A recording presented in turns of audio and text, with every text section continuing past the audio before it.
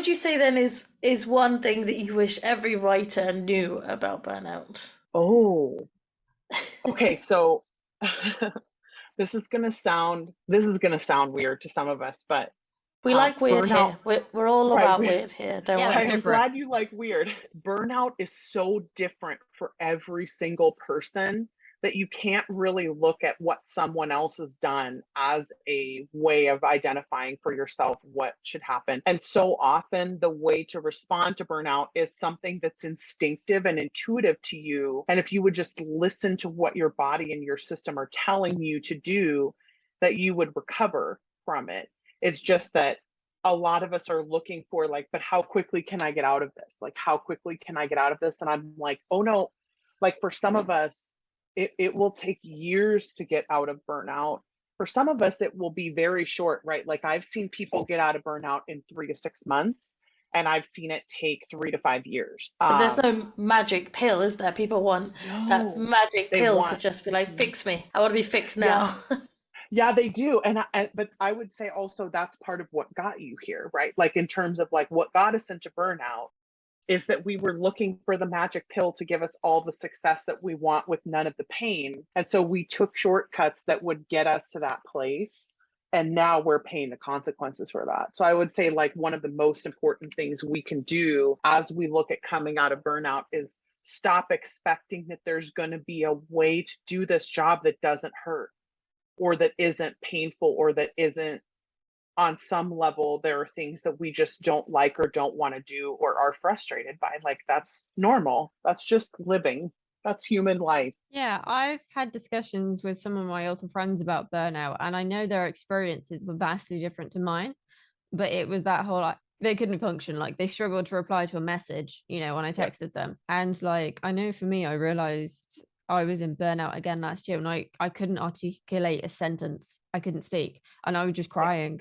I remember just standing in the kitchen with my boyfriend trying to answer his question, and I just fell apart. My Yeah. brain completely shut down. It was terrifying.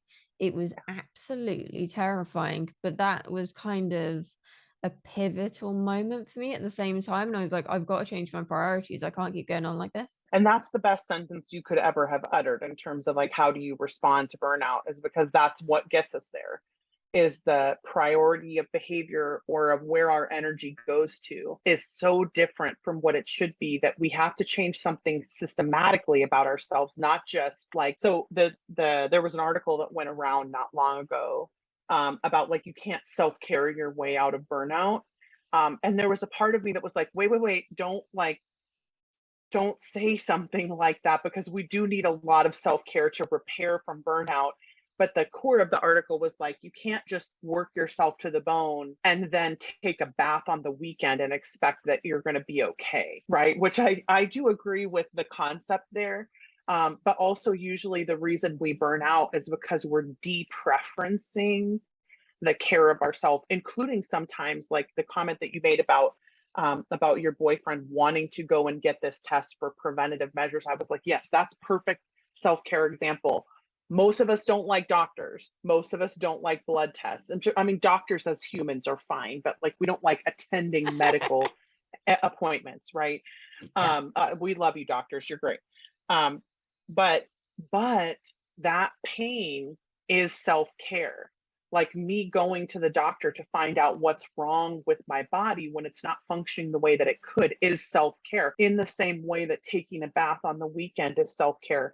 Me setting boundaries with my parents or my sisters or my brothers or children, that is self-care. Like all of those things are helping us to have a sustainable life and career. Anything that builds sustainability is ultimately self-care. And that is how we get out of burnout.